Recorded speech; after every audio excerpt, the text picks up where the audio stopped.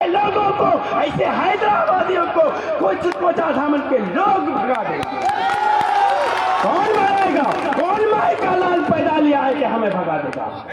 किसी की जरूरत नहीं है कि भगा देगा, इसलिए घबराना नहीं है। अब भगाने की बारी आ गई है। उन पाखंडियों को सबक सिखाएंगे और हैदराबाद भगा देंगे।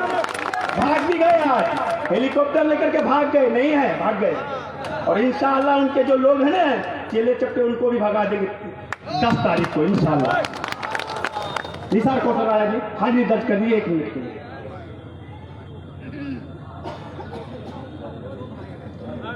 बिस्मिल्लाहिर्रहमानिर्रहीम।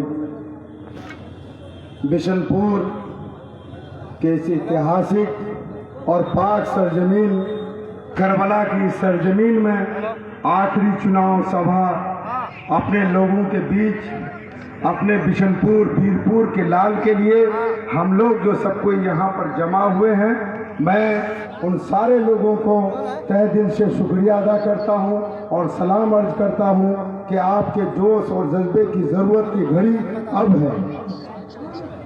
ये और भी ऐतिहासिक इस वजह से हो जाता है, आज से कुछ दिन पहले जब एनआरसी एनपीआर का मामला चल रहा था, ईमानदारी से बताइए कि जब हम लोग यहाँ प्रोटेस्ट में रात दिन लगे रहते थे तो कई बार मास्टर मुजाहिद साहब हम लोग के बीच में आए या नहीं आए?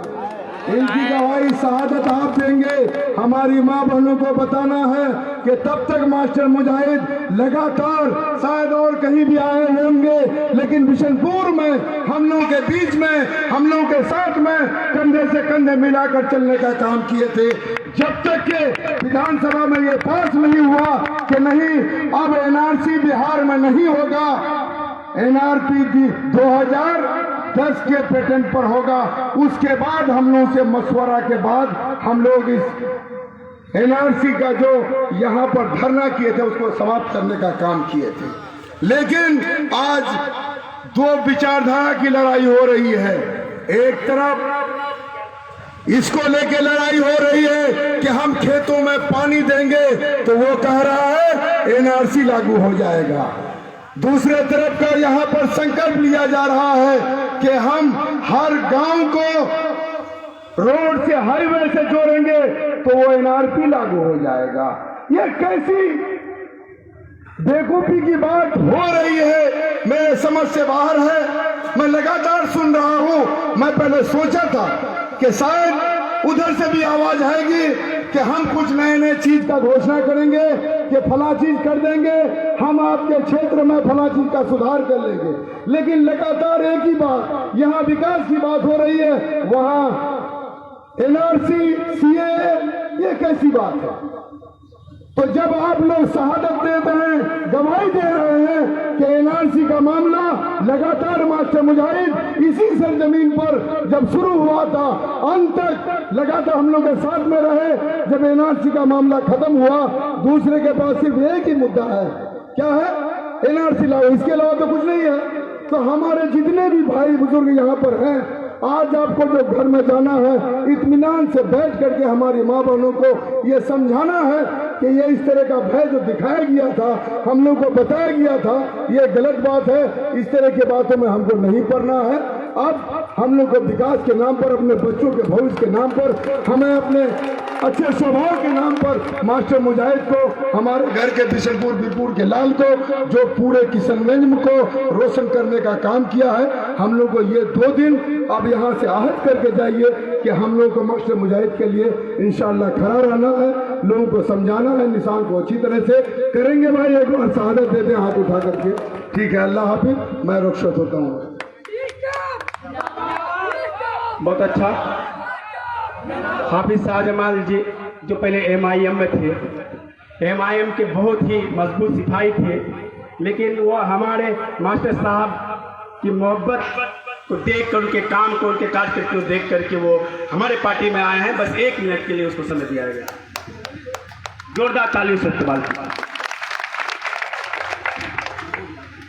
पाक सरजमीन के बिशनपुर के गयूर नौजवानों और बुजुर्गों और स्टेज पे जलवा अफरोज इज्जत माब जनाब मास्टर मुजाहिद आलम साहब, अस्सलामु अलैकुम रहमतुल्लाहि व बरकातुहू।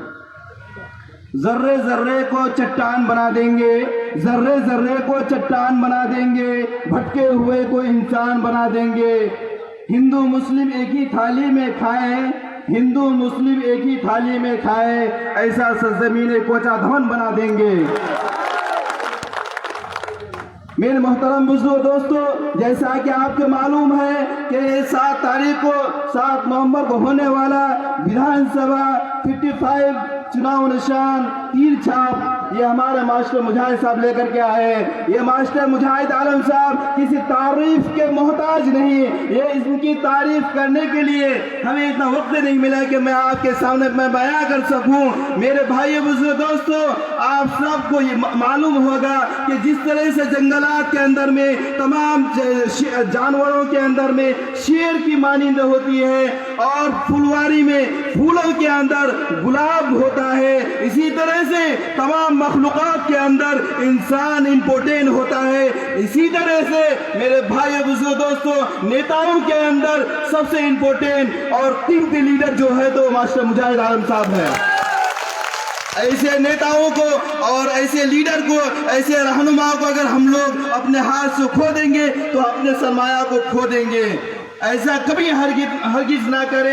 मेरे भाई बुजुर्ग दोस्तों, जो CAA, NRC, NPR के तर्ज पर अगर मुद्दा लेकर के वोट मांगने के लिए आते हैं, धर्म के नाम पर वोट मांगने के लिए आते हैं, ऐसे को सबक सिखाना है कि यह सरजमीन किशनगंज के गयूर नौजवानों, कान खोल करके याद रखिए कि हम सब हिंदू मुस्लिम मिल करके खाना खाने वाले हैं, हिंदू मुस्लिम बैठ करके चाय पीने वाले हैं, हिंदू मुस्लिम बैठ करके साथ कंधे से कंधे चलने वाले हैं। हिंदू की दीपावली में मुसलमान आते हैं और मुसलमान की ईद में हिंदू पहुंचते हैं। मेरे भाइयों बुजुर्ग दोस्तों, हम सबको 7 नवंबर को चुनाव निशान तीर छाप पर बटन दबाना इस तरह से कि वहां हजारों की तादाद में मास्टर मुजाहिद साहब विजय बन करके कामयाब और फतह हासिल करके हम सबके बीच आ जाए।